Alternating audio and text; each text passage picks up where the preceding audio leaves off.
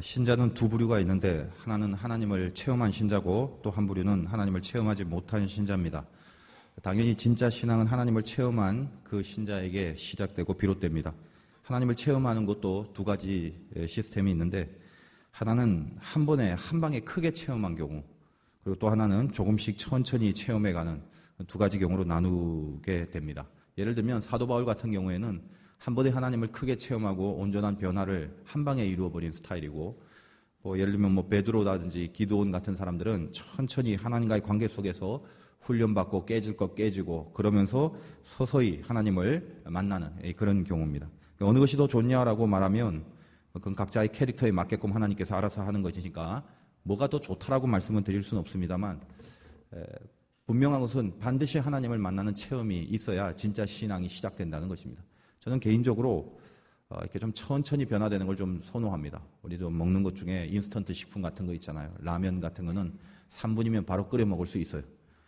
그러나 사골 국물 같은 것은 3분이 아니라 한 3일 정도는 푹 우려내야, 그래야 그 진국이 나오는 거 아니겠습니까? 어느 것이 더 몸에 좋습니까? 당연히 사골 국물이 몸에 좋습니다.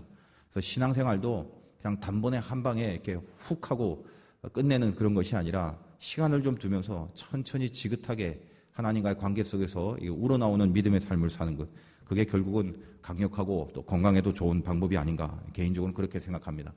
모태 신앙들 있지 않습니까? 혹은 어릴 때부터 예수 믿는 사람들, 그런 사람들 가만히 보면 이렇게 평생 하나님을 체험하지 못하면서 평생을 살아가는 경우도 사실은 있을 수 있다는 겁니다. 얼마나 억울해요. 엄마 뱃속에서부터 교회를 다니고, 그리고 늘 남들보다는 한참 먼저 시작했는데 살아가면서 하나님을 직접 만나지 못하니까, 그게 한 방에 만나든 천천히 만나든 하나님을 내가 직접적으로 체험하지 못하다 보니까 자꾸만 밀리죠. 그래서 야곱의 인생도 가만히 보면 모태신앙 아닙니까? 할아버지, 아버지, 튼튼한 믿음의 가문이었는데 저번 주일까지만 해도 야곱은 하나님을 직접 만나지 못한 인생이었습니다. 그러다 이제 오늘 들어서 처음으로 야곱의 인생에서 하나님을 정말로 만나는 그런 첫 출발점이 오늘 이 본문 가운데 있습니다. 그래서 오늘 야곱 사건의 핵심이 뭡니까? 야곱은 언제 어떻게 하나님을 만나게 됐는가? 어떻게 하나님을 체험했는가? 그것을 오늘 말해주고 있는데, 한마디로 말씀드린다면 야곱은 자기 삶 속에서 자기가 무능력해질 때 하나님을 체험했다는 결론입니다. 결론. 인생 가운데 하나님을 직접 만날 때 천천히 만나든 불같이 만나든 그 만나는 시점, 그 만나는 조건 어떤 거다? 무능력함이다라는 거예요. 무능력. 28장 10절에 보니까 야곱이 브엘세바에서 떠나 하란으로 갔다. 왜 떠나갑니까? 그 외삼촌 집에 가는 이유가 에서에게 죽임을 당하지 않기 위하여 지금 피난 가는 거죠. 그러니까 하란으로 가는 길이 소풍 가는 길이 아닙니다. 여행 가는 길이 아닙니다. 얼마나 괴롭겠어요. 또 야곱이 이렇게 곱상하게 컸기 때문에 형처럼 사냥하는 인생이 아니라 엄마하고 같이 막 요리하는 인생이죠. 맛있는 거 먹고 이렇게 이쁘게 살아가는 인생. 그러니까 엄마의 치마폭 속에서 잘 돌봄을 당하다 한순간에 난생 처음으로 집을 떠나서 가출을 하게 되는 거죠. 그러니까 외삼촌 집이라고는 하지만 사실 오라고 해서 간 것도 아니고 어쩔 수 없이 피해 가는데, 그 들판 광야에서 잘 데가 없어서 돌을 가져다가 지금 베개를 삼는 기분. 잠이 오겠습니까? 요즘 돌침대 돌베개가 유행한다고 그러지만은 이때는 그런 돌이 아니겠죠. 그러니까 이제껏 집에서는 베개를 베고 잤을 건데 어차피 광야에서도 잠은 자야 되니까 집에서 했던 것처럼 뭔가 베개를 베야 될 것 같은데 베개가 없잖아요. 그러니까 해왔던 대로 뭘 하려고 하니까 아무것도 없고, 그래서 옆에 있는 것을 이렇게 와서 이렇게 뵀는데 이게 잠이 오겠냐 이 말이에요. 잠자려고 돌베개를 쓴 게 아니다라는 거예요. 오늘 여기서 돌베개가 상징하는 게 뭘까? 제가 묵상해 보니까 무능력함입니다. 무능력함. 그러니까 돌을 베고 자는 게 아니잖아요. 돌은. 야곱의 입장에서 본다면 그깟 잠잘 때 베고 자는 베개조차도 없더라는 것입니다. 그깟 베개 하나도 지금 구할 수 없는 상황이, 이게 돌베개 속에 서려 있는 야곱의 상황입니다. 무능력함이라는 거예요. 여러분들 인생 살아가면서 혹시 돌베개를 베고 잤던 적이 있습니까? 아무것도 할 수 없는 자기 자신을 보게 된 그런 경험들, 자기가 믿고 의지하고 기댈 만한 모든 것이 한순간에 없어져 버리는 그런 경험들, 그런 경험들 혹시 하지 않으셨습니까? 내가 속으로 믿었던 어떤 사람이 있었는데 그 사람에 대한 믿음이 한 번에 무너졌던 것들, 그것이 가까운 가족일 수도 있고요. 또 내가 은근히 믿고 있었던 그 상황, 요것만 잘 되면 됐을 건데라는 그 상황이 하루아침에 다 무너져 버린 그런 경험들.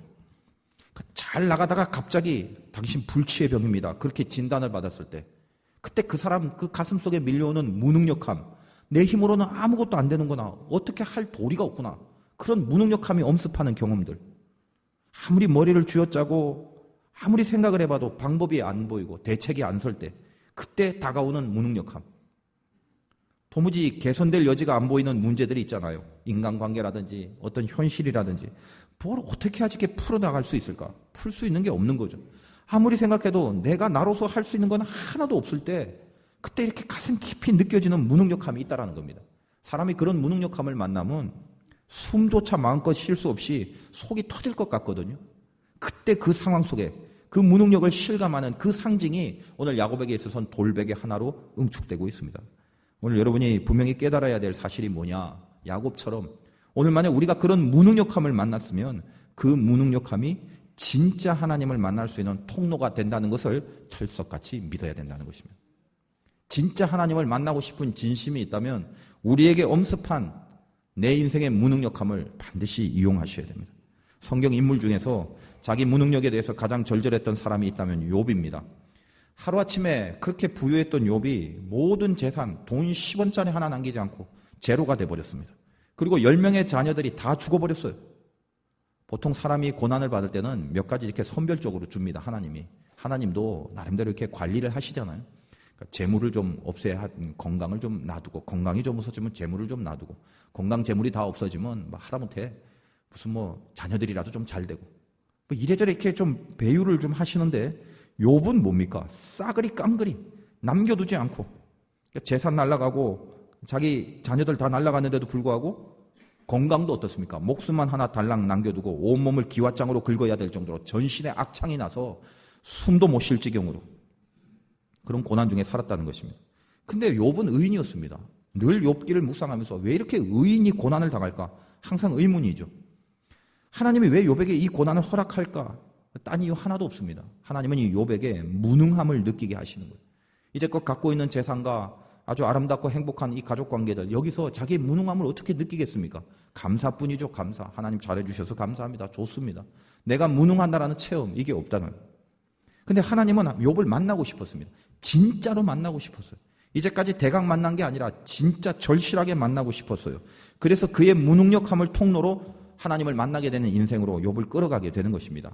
그러니까 욥에게 있어서는 얼마나 부자로 살았고 얼마나 의롭게 살았냐보다 더 중요한 게 있었는데 하나님을 만나고 살았느냐, 이게 굉장히 중요한 문제였다는 거예요. 그러므로 모든 고난이 끝나고 이제 회복이 됐을 때 욥은 저 마지막쯤에 정말로 하나님을 직접 만난 사람만이 할 수 있는 고백을 하게 됩니다. 욥기 42장 5절에 이렇게 되어 있습니다. 내가 주께 대하여 귀로 듣기만 하였사오나 이제는 눈으로 주를 배움나이다. 욥이 얼마나 하나님의 얘기를 많이 들었겠어요. 성경도 많이 읽었겠고 하나님이 이렇대 저렇대 수없이 들었습니다만 지금까지는 귀로 듣기만 했던 하나님입니다. 그러나 자기 무능력을 만났을 때, 이 절절한 무능력 속에서 하나님을 체험했을 때 비로소 내가 눈으로 주를 배움나이다. 하나님을 진짜로 만나는 경험을 하게 됐더라는 것입니다. 야곱 보십시오. 명색이 아버지가 이삭이고 할아버지가 아브라함입니다. 대단한 가문 아닙니까? 그러니까 어렸을 때부터 하나님에 대한 이야기 얼마나 많이 들었겠어요. 야, 할아버지가 아브라함인데 말이다, 애굽에 갔을 때 바로가 말이야 꼼짝 못해서 니네 할아버지한테 하나님이 함께하니까 바로도 아무것도 아니더라. 야, 소돔 땅에 막 그 국가적인 그 재난과 전쟁이 일어났을 때 니네 할아버지 318명 데리고 들어가서 조카 롯을 구해오고 그때 얼마나 하나님이 강력하게 역사해 주셨는지 아냐, 이런 거. 아들 낳을 수 없었는데 막 100살 돼서 네 아버지 나 이삭 할아버지가 그때 낳지 않냐, 하나님이 기적을 베풀었지 않냐, 이러면서 자기 아들들 데리고 얼마나 신나게 얘기했을 거예요. 무용담. 내가 옛날에는 보통 아버지가 이제 자식들을 대고 아빠가 옛날에는 거의 다 거짓말인데 우리는 그래도 여기는 진짜죠. 이삭이 뭐라고 합니까? 됐고, 야, 내가 하이라이트가 있어. 아빠 옛날에 니네 할아버지 손에 묶여갖고 있지 않냐? 저기 모리아산에 재단에 끌려갔는데 내가 그때 반항 안 했지 않냐? 순종하고 하나님 뜻대로 내가 내 몸을 다 바쳐서 꼼짝 않고 하나님 말씀에 내 순종했지 않냐? 그랬더니 하나님이 막 옆에 우리 할아버지 막 2번 부르시더니 옆에 수디양이 막 뿔이 풀에 걸려서 팔딱팔딱거리게 만들고 그거 대신 나 대신 잡고 여호와 이레라는 역사를 그때 보이지 않았냐? 이러면서 숱한 하나님의 얘기를 야곱이 귀가 아플 정도로 들었을 거예요. 근데 어때요? 얼마나 하나님에 대한 이야기를 귀로 들었겠습니까? 지금까지는 자기 아버지와 자기 할아버지의 하나님일 뿐이지 자기는 말은 많이 들어도 그 하나님을 자기가 직접 만난 경험이 한 번도 없었다는 거예요. 야곱은. 여러분 하나님 이야기를 얼마나 많이 듣고 살았습니까? 여기 모태신앙 주일학교 때부터 다니신 분, 그 남의 하나님 이야기 얼마나 많이 들었어요. 하나님도 그래서 두 가지 종류가 있어요. 귀로 듣는 하나님이 있고 눈으로 보는 하나님이 있습니다. 귀로 듣는 하나님은 남이 만난 하나님이고 눈으로 보는 하나님은 내가 만난 하나님입니다. 내가 만난 하나님이 없는 한 여러분은 절대로 진짜 신앙의 세계에 들어갈 수 없습니다. 하나님을 체험하지 않고서는 늘 반쪽밖에 안 되는 불완전한 믿음일 수밖에 없습니다. 그러면 하나님을 체험하셔야 됩니다. 뭘 통해서요? 나에게 무능력함이 엄습해 왔을 때 얼마나 기가 막힌 은혜의 찬스인지 몰라요. 욥이 자기의 무능력함을 통해서 하나님을 드디어 눈으로 봤다고 고백하지 않습니까? 야곱도 마찬가지입니다. 이 광야에서 처음 만나는 자기 자신의 무능력함을 통해서 드디어 하나님을 보게 되는 사건을 체험합니다. 무능력할 때 내가 바라보는 눈의 각도가 어디를 향하고 있는가 굉장히 중요한 것입니다. 에서와 야곱을 비유합시다. 에서는 힘이 세고 능력이 있습니다. 마음먹은 대로 다 할 수 있었습니다. 그러나 야곱은 가출한 이후에는 자기 능력이 하나도 없었습니다. 그러니까 에서도 뭔가를 본 게 있었고 야곱도 뭔가 본 게 있었어요. 그 봤다는 것에 대한 그들의 눈의 각도가 어떻게 비교가 되는지 한번 보겠습니다. 우리 에서부터 본즉, 바라본즉이란 말이 많이 나오는데 28장 6절 저번 시간에 읽었죠. 보니까 에서가 본즉 뭘 봤나 보십시오. 이삭이 야곱에게 축복하고 그를 밧단아람으로 보내어 거기서 아내를 맞이하게 하고 뭘 봤냐 하면 아버지가 지금 야곱을 지금 결혼시키려고 하네. 이걸 본 겁니다.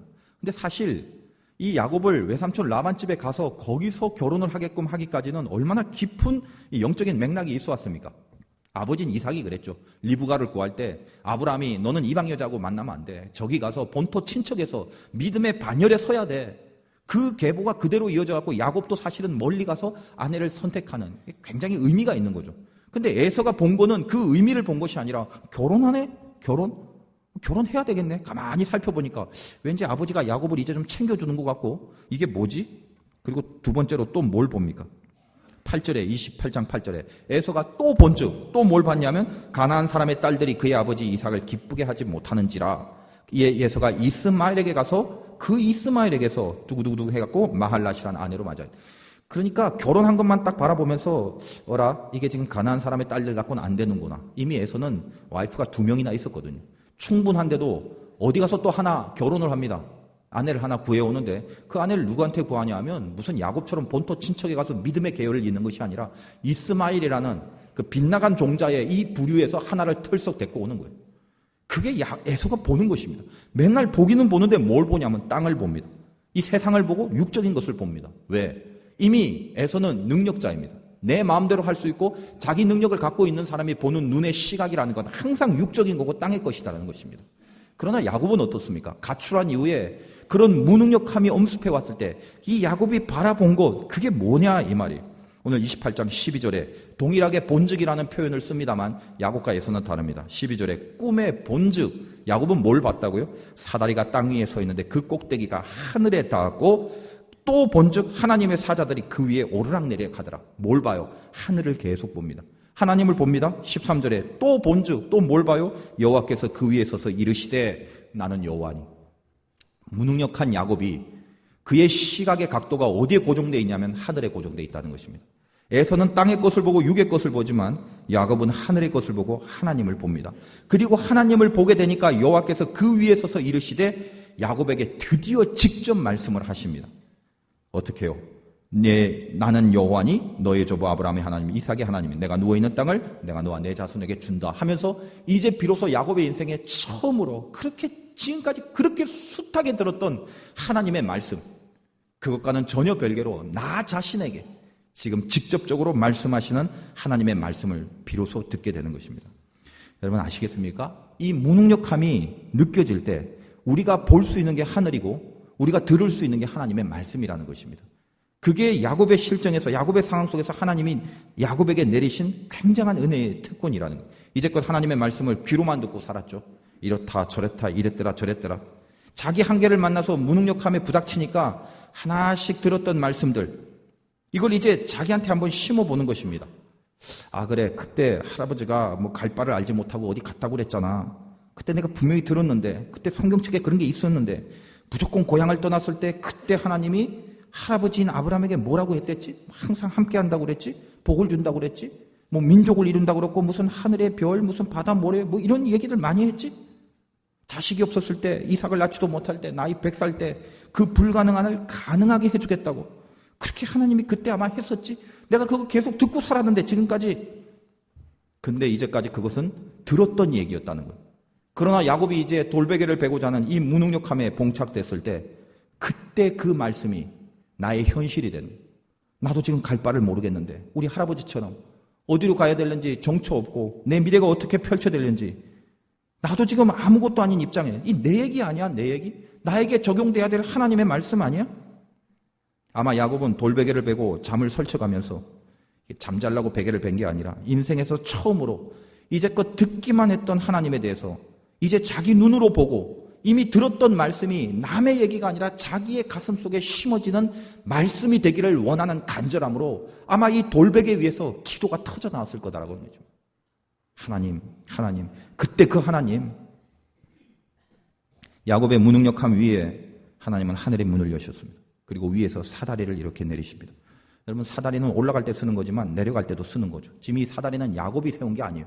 자기가 올라가려고 세운 것이 아니라 야곱의 무능력함을 보고 하나님께서 이제 드디어 하늘을 열어 내려오시려고 사다리를 설치하신 것입니다.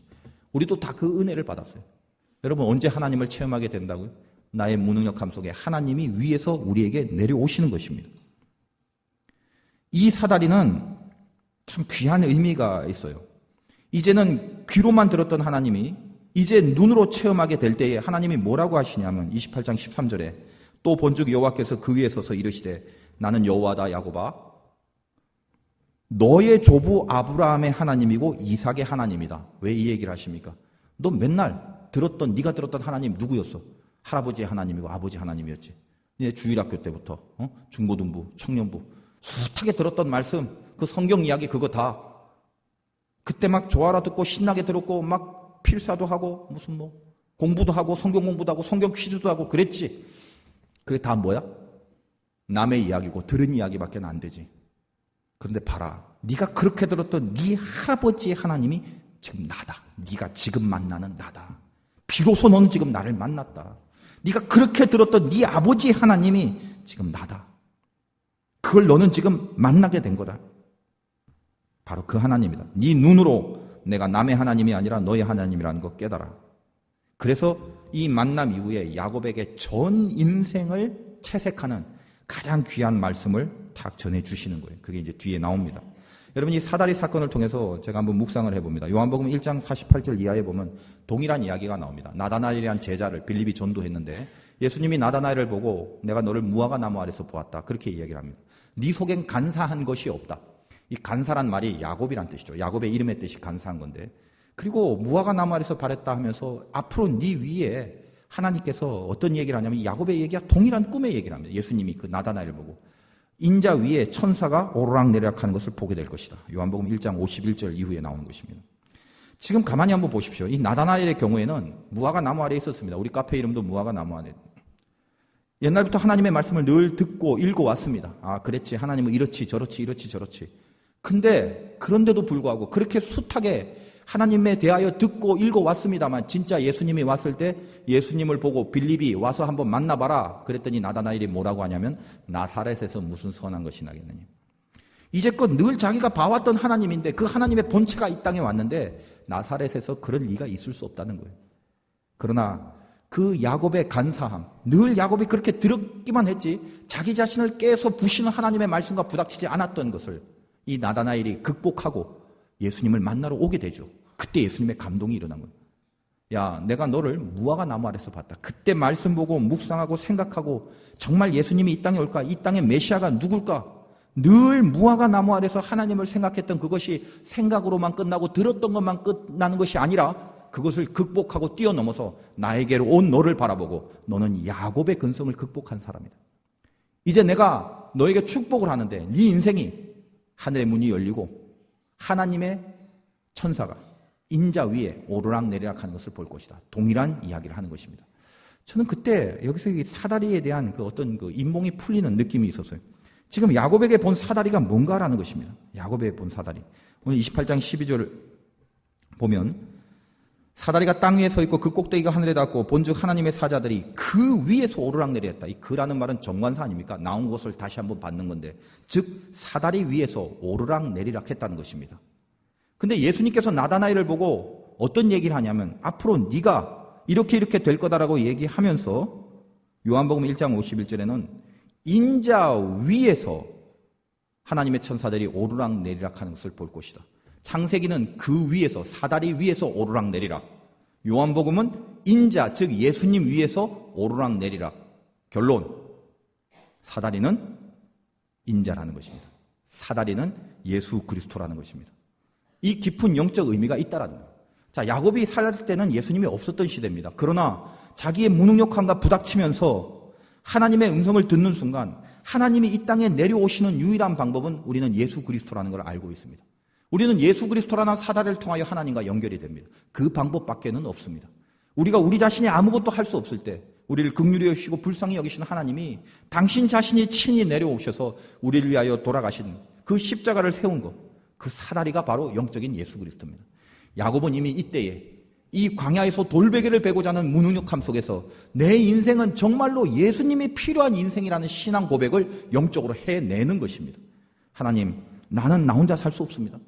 이 무능력함을 보세요. 나는 방법이 없습니다. 지금까지는 내가 똑똑하고 내가 약삭 빠르고 뭔가 내가 가진 게 있어서 그걸로 어떻게 잘해온 것처럼, 그리고 앞으로 그렇게 잘 살 줄 알았는데 인생이라는 게 그게 아닙니다. 하늘의 사다리를 보면서 그리스도를 절실하게 바라고 그리스도의 필요성을 느끼는 바로 그 체험을 하게 된다는 것입니다. 오늘 우리도 마찬가지입니다. 야곱도 그리스도가 필요한 존재가 됐듯이, 즉 예수를 믿는 인생으로 이 사건 속에서 하나님이 야곱을 만나주시면서 예수를 그리스도로 믿는 믿음과 그리스도를 믿는 그 믿음의 삶을 살도록 끌어주셨듯이 오늘 우리도 무능력함 속에서 주님을 만나게 되고, 오늘도 우리가 할 수 없는 그 자리에서 하나님이 우리에게 찾아와 주셔서 우리를 이끄시며 예수 그리스도를 필요로 할 수밖에 없는 인생으로 우리들을 불러주신다라는 것입니다. 그게 우리의 무능력함 속에서 반드시 이루어내야 될 은혜의 내용입니다. 하나님은 오늘 야곱 같은 우리에게 다가와 동일한 말씀을 주십니다. 자기 무능함을 통해서 친히 하나님이 내려와 주셔갖고 약속을 주시지 않습니까? 야곱은 이제 하나님께로 받은 이 약속의 말씀을 갖고 자기 무능함으로 인생을 살아가는 것이 아니라 하나님이 그에게 주신 말씀의 능력으로 이제 인생을 살아갑니다. 자기 능력은 없어요. 하나님이 주신 말씀의 능력, 그것이 자기에게 유능함이 됩니다. 여러분이 하나님 안에서 유능해지려면 내가 능력이 있는 것이 아니라 하나님이 만나주신 만남 때문에 그 만남 속에서 나에게 주신 말씀의 능력이 나를 이끌어가는 것, 그게 우리의 유능함이라는 것입니다. 오늘 동일하게 야곱에게 내린 하나님의 말씀이 우리에게도 동일하게 내려지는 것입니다. 28장 15절은 오늘 핵심 요절인데 다시 한번 보겠습니다. 28장 15절. 야곱과 동일한 우리에게도 하나님이 동일한 약속을 주십니다. 다 같이 한번 한 목소리로 읽어보도록 하겠습니다. 28장 15절 시작. 내가 너와 함께 있어 내가 어디로 가든지 너를 지키며 너를 이끌어 이 땅으로 돌아오게 할지라. 내가 내게 허락한 것을 다 이루기까지 너를 떠나지 아니하리라 하신지라. 아멘. 여러분, 이 말씀을 듣는 순간 아직도 남의 얘기로 들으실 겁니까? 아, 이때 그때 사다리 타고 하나님이 야곱에게 하신 말씀이래, 이렇게 끝나시렵니까? 이 말씀이 나의 말씀이 되기 위하여 야곱이 그토록 많이 들었던 할아버지와 아버지에 해당하는 그 하나님의 말씀으로 끝난 것이 아니라 지금 이 무능력함 속에서 드디어 이 말씀이 자기의 가슴 속에 와닿습니다. 이것이 무슨 생소하고 야곱에게만 해당되는 특별한 말씀이 아니에요. 할아버지 때부터 아버지 때부터 늘 하나님이 함께 하겠다라는 참으로 익숙한 말씀이 그게 갑자기 새삼스럽게 내 가슴을 생전처럼 때리기 시작하는 것입니다. 오늘 이 말씀은 세 가지로 분절이 됩니다. 내가 너와 함께 있어 네가 어디로 가든지 너를 지킨다. 첫째는 지킨다. 샤마르란 뜻인데 크게 주의를 하면서 행한다는 뜻입니다. 쉽게 말해서 야곱에게 지킨다라고 얘기를 할 때는 이 야곱이 앞으로 인생을 살아가면서 하나님의 뜻을 저버리거나 죄의 길에 빠져들거나 사단의 권세 속에서 헤매는 그런 삶으로 내버려 두는 것이 아니라 면밀하게 하나님이 주의하여 야곱을 감시하고 보존할 거다. 이 지킨다라는 것입니다. 여러분, 하나님이 나를 그렇게 지킨다는 게 얼마나 큰 위로가 되는지 몰라요. 샤마르. 여러분, 우리의 무능력함이 어디 있습니까? 현장과 현실의 무능력함도 있지만 더 심각한 것은 영적인 무능력 아닙니까? 도무지 죄를 이길 수 없고 지었던 죄를 또 짓고 나는 또 이렇게밖에 될 수 없는가라는 내 한심함에 치를 떠는 인생들 살면서 도대체 나는 왜 이렇게 안 되나라는 절망 속에 살아가지 않습니까? 그러나 그때 하나님이 뭐라고 한다고요? 너를 지켜주겠다라는 거예요. 너 그쪽으로 갈 수 없다. 너는 사단의 자녀가 아니고 세상의 자녀가 아니야. 내가 너를 주의 깊게 관리하고 너를 보존하겠다. 지키겠다. 샤마르. 여러분, 그 힘이 나에게 능력입니다. 그 능력이 없이 우리가 어떻게 예수 믿는 인생을 살 것이며 그 능력을 덧입지 않고 우리가 어떻게 온전한 신앙의 길을 가겠냐 이 말이에요. 여러분, 우린 실패한 적이 있고 죄진 적이 있을지 몰라도요. 그렇다고 해서 우리가 하나님의 자녀가 아닌 건 아니지 않습니까? 참 송구스럽고 민망하고 하나님 앞에 눈을 뜰 수 없을 정도로 부끄러운 인생이지만 그보다 더 깊은 곳에 하나님이 나를 지켜주신다는 능력이 그 말씀이 훨씬 강해서 오늘 하루도 염치는 없지만 주의 자녀답게 살려고 애를 쓰고 하나님 앞에 무릎 꿇고 기도하는 그 모습을 지키고 나가는 거예요. 그게 샤마르라는 것입니다. 그렇게 지킬 뿐만 아니라 또 두 번째는 어떤 겁니까? 이 너를 이끌어 이 땅으로 돌아오게 할지라. 너를 이끌어서 돌아오게 한다. 이 돌아오게 한다는 말은 슈브란다는데 회복한다. 뭔가 잘못되거나 어디 빠져서 호적거리고 있으면 그대로 내버려 두는 것이 아니라 하나님이 목표한 곳으로 이끌어서 회복시킨다라는 거예요. 지킨다라는 건 디펜스 차원입니다. 그냥 방어만 한다. 근데 슈브, 이거는 끌어올려서 하나님이 목적하는 쪽으로 끌고 간다는 것입니다. 그러니까 내 인생은 지켜질 뿐만 아니라 하나님이 원하는 쪽으로 나를 이끄시는 큰 섭리의 흐름 속에 내가 들어가 있다는 거예요. 이것이 우리 운명에 대한 자신감입니다. 이것이 내 앞의 미래에 대하여 하나님이 나를 끌고 가신다는 것에 대한 소망의 근거입니다. 지킨다, 그리고 이끌어 가신다, 돌아오게 하신다. 그리고 세 번째는 무엇입니까? 너에게 허락한 것을 다 이루기까지 너를 떠나지 아니하린다. 이 떠난다는 말은 아자브란 말인데 버린다라는 뜻이에요. 그러니까 버리지 않는다는 말은 포기하지 않는다는 것입니다. 가장 무능력한 상태에 처해진 야곱에게 하나님이 주시는 말씀은 세 가지죠. 내가 너를 지키고 이룰 걸 반드시 이루며 너를 포기하지 않는다. 이 세 가지라는 거예요. 여러분, 우리가 예수 믿고 신자로 살아가면서 이 세 가지 말씀 외에 더 필요한 게 뭐가 있겠습니까? 그런데 이 세 가지는 말씀드렸다시피 특별한 게 아닙니다. 할아버지 아브라함 때부터 면밀하게 내려오는 약속의 내용이었습니다. 야곱아, 네 할아버지나 네 아버지처럼 내가 너를 주의 깊게 감시하고 절대로 죄나 불신앙이나 지옥에 떨어지지 않게 하기 위하여 너를 지켜주며 내가 너에게 이루고자 하는 회복이 있기까지 너를 끌고 갈 것이며 끌고 가는 동안 네가 지독하게 고집이 세고 네가 지독하게 안 변한다 할지라도 내가 너를 절대 포기하지 않겠다라는. 와, 더 이상 뭐가 필요해? 여러분 가슴속에 새겨보십시오. 하나님이 여러분을 어떻게 한다고요? 지키시고 이루시고 떠나지 아니하신다는 거예요. 그게 내가 믿는 하나님입니다. 야곱이 드디어 이 말씀을 듣고 처음 듣는 말씀이 아니라 생소한 말씀이 아니라 남의 이야기가 아니라 자기 가슴 속에 그 말씀이 확 박히는 순간 무슨 증세가 나타나냐면 두려움, 하나님을 경외하는 것입니다. 28장 17절에 이에 두려워하여 이르되 두렵도다 이곳이요 이것은 다름 아닌 하나님의 집이요 이는 하늘의 문이다. 이 두려움 히브리 말로는 야레란 말인데 경외한다는 것입니다. 갑자기 말씀이 들어오니까 이게 남의 말이 아니라 내 말이거든요. 내 말처럼 확신으로 받아들여지거든요. 이제까지 야곱은 하나님의 말씀 앞에 절대로 경외한 적이 없었어요. 수없이 오랫동안 들어봤지만 하나님을 만난 체험이 없었기 때문에 말씀은 말씀대로 그냥 너덜거릴 뿐이지 자기 속에 있지 않았다는 것입니다. 그러나 가슴에 박혔습니다. 하나님의 말씀이 역사했습니다. 이제 무능력한 상태가 하나님의 말씀을 처음 이렇게 가슴으로 심으면서 은혜가 되고 그 말씀이 나에겐 없는 능력이 돼버린 것입니다. 하나님이 지킨데? 하나님이 나에게 이룬데? 나를 포기하지 않는데? 야곱이 거기서 일어나는 거예요. 여러분 인생이 돌베개를 베고 자지 않았다면 절대로 이 말씀을 받을 수가 없습니다. 여러분 오늘도 이 말씀을 받을 때 한번 따라하고 저하고 한번 읽어보고 그랬다더라. 그러면 야곱이 할아버지와 아버지의 말씀, 그에게 함께 하신 하나님의 말씀을 들은 걸로 끝난 것과 동일합니다. 오늘 예배 가운데 지키시고 이루시고 포기하지 않겠다라는 게 나를 향한 하나님의 약속이라는 걸 불같은 믿음으로 받아 당기시면 이 말씀이 여러분에게 능력이 돼서 여러분의 인생을 그렇게 펼치신다는 거예요. 어떻게 받아들이시겠습니까? 그냥 생각하실 것입니까? 스치실 것입니까? 아니면 나에게 적용되는 말씀으로 불같은 믿음으로 이 말씀을 빨아들이시겠습니까? 오늘 야곱이 자기의 무능력함을 안 그때에 드디어 유일하게 하나님의 말씀의 능력을 체험합니다. 나는 내 힘으로 사는 게 아니라 아무것도 할 수 없는 이 무능력한 상태에서 드디어 하나님의 말씀이 나를 이끄시는 능력이 되는구나. 드디어 말씀을 능력으로 삼을 수 있는 시간을 잡는다는 것입니다. 인생이라는 게 그래서 참 귀한 것입니다. 우리 하나님 안에서 살면 후회할 게 없고 하나님 안에서 사는 사람은 무너져도 무너지는 게 아니란 말이에요.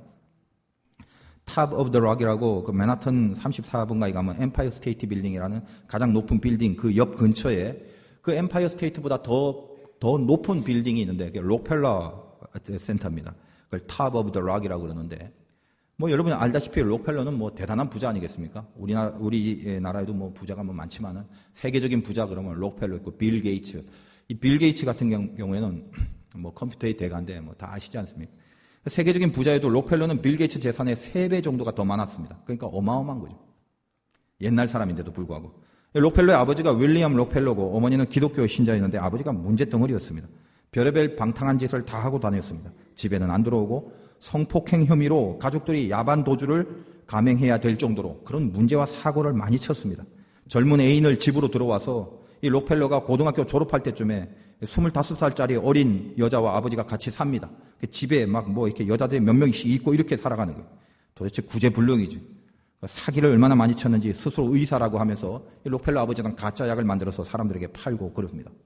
근데 이 록펠러가 평생을 살아가면서 아버지는 그렇게 사기를 많이 쳤는데 자기 자신은 단 한 번도 그런 의미에서 사기꾼한테 당한 적이 없어요. 그가 재산을 증식시켜 나갈 때 사기당한 적이 없습니다. 왜냐?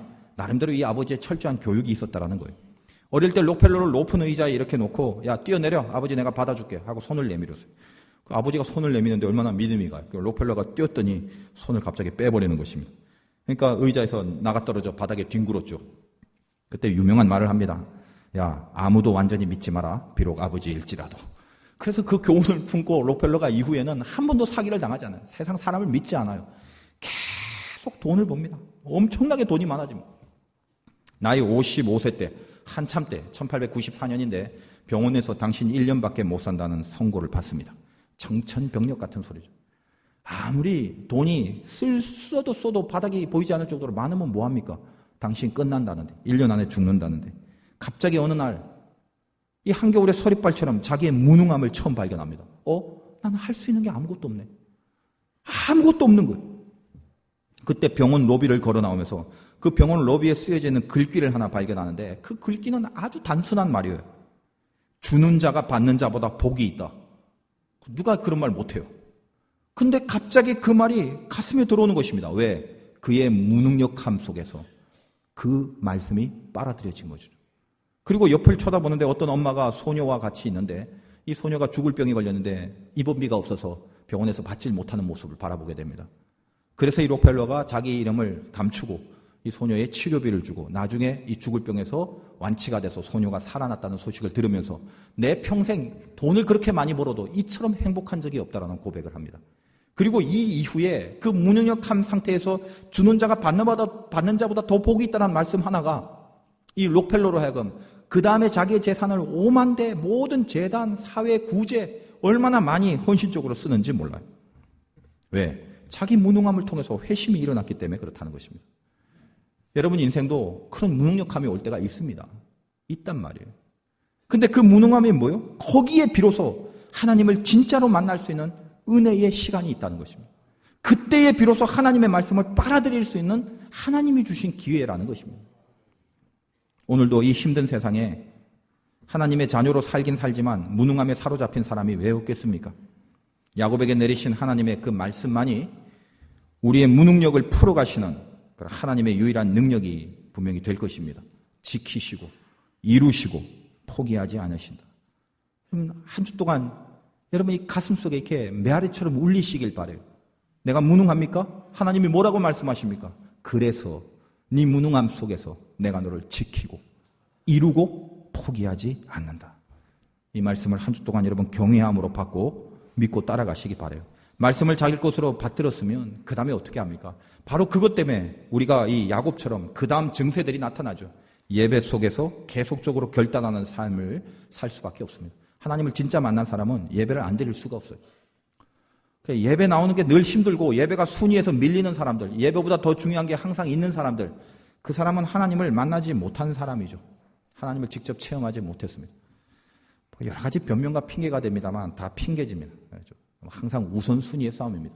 자기가 제일 소중히 여긴다면 그걸 왜 안 합니까? 그러니까 말도 안 되는 핑계죠, 사실은. 다 믿음 없는 거예요, 사실은. 왜 그래요? 하나님을 진짜 못 만났기 때문에. 야곱이 돌베개를 베고 자다가 갑자기 그 베개를 기둥으로 삼아 그 위에 기름을 붓습니다. 그리고 거기를 베델이라, 엘은 하나님, 벳은 집입니다. 하나님의 집이라. 이제껏 하나님의 집이 어디 성전에만 있는 줄 알았고 아브라함, 이삭에게나 들어왔죠. 이 벌판에, 이 무능력함의 한가운데, 이 돌베개 위에 하나님이 함께 거하신다는 생각은 꿈에도 한 적이 없었죠. 그러나 하나님을 만나는 순간 내 가장 열악한 현실도 하나님이 함께하는 집이라는 것에 대한 자각이 일어나는 것입니다. 여기에 하나님이 함께 있네? 그거죠. 여러분, 여기에 예배를 드립니다. 돌베개를 기둥으로 세워서 기름을 붓고 제사를 지내요. 제단을. 예배가 뭡니까? 내 믿음의 중심이 옮겨지는 사건이. 여러분, 여기서 예배를 드리면 이제까지 내가 믿었던 것들이 이걸 믿었는데, 이걸 붙잡고 있었는데 이게 옮겨지는 거예요.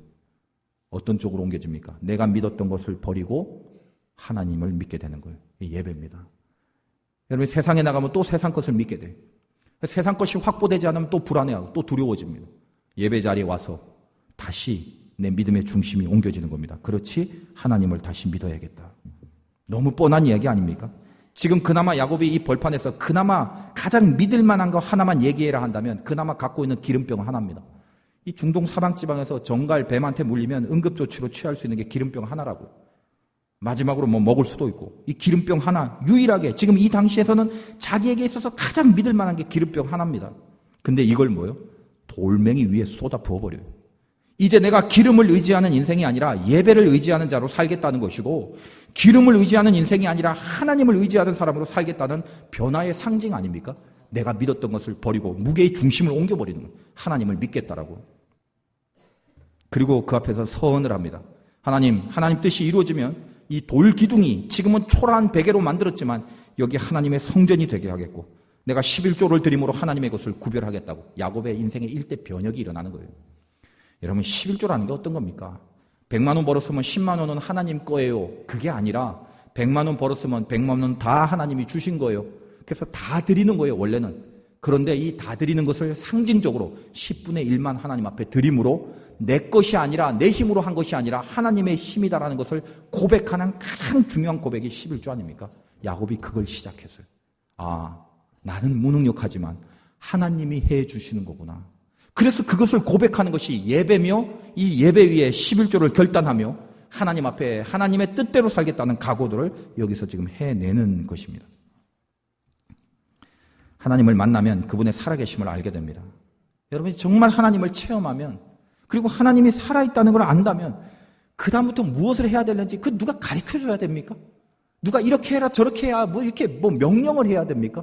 내가 직접 하나님을 만나버렸는데 하나님을 만나지 않으면 수백 마디 수천 마디를 해도 그것은 울리는 꽹과리와 같은 메아리일 뿐이죠. 그러나 하나님을 직접 만나버리면 말 안 해도 뭘 어떻게 해야 되는가 그것이 분명하지 않습니까?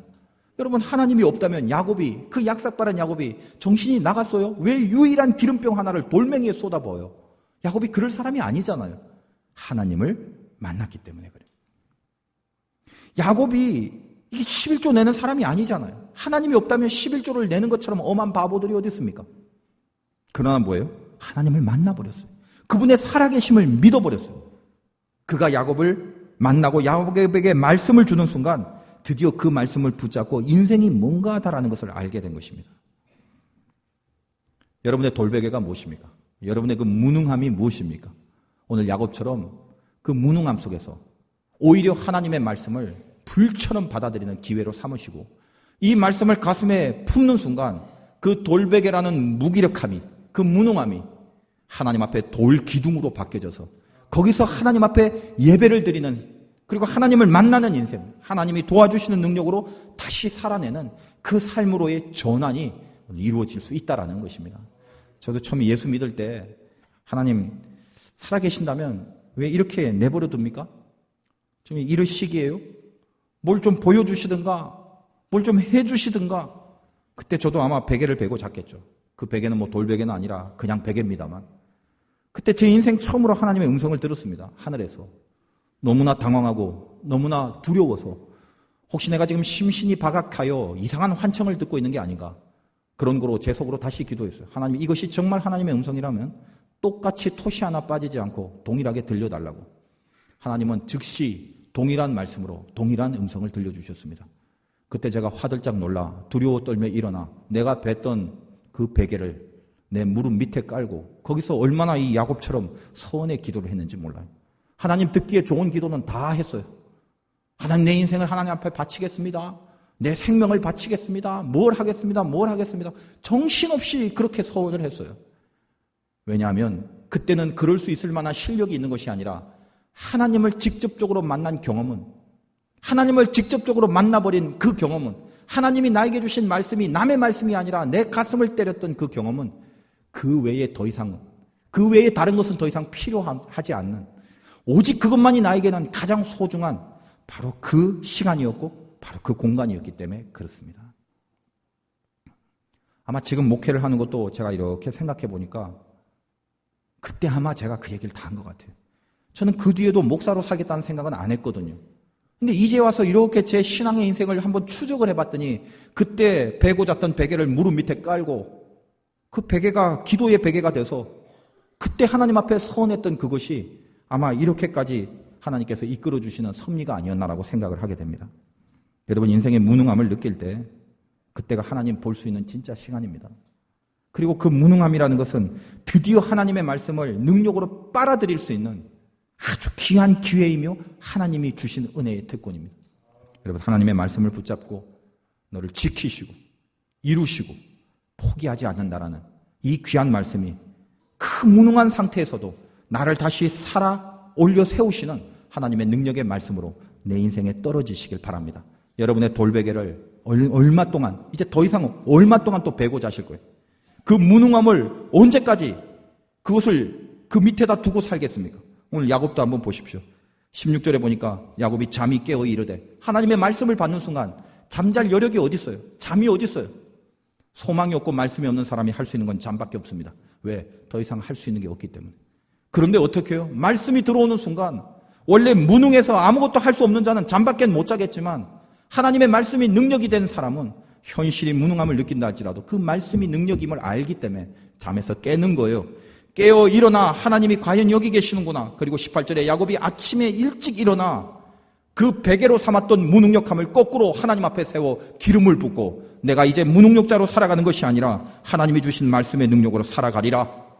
여러분의 무능력의 돌베개가 돌기둥으로 바뀌어지는 깊은 역사, 그 함께 하시는 능력을 체험해서 잠에서 깨어 일어나시고 하나님 앞에 힘차게 달려가는, 정말 기도하면서 달려가는, 그래서 하나님이 도와주시는 신비한 능력을 체험할 수 있는 그런 믿음의 귀한 승리의 삶을 사시길 주님의 이름으로 축원드립니다.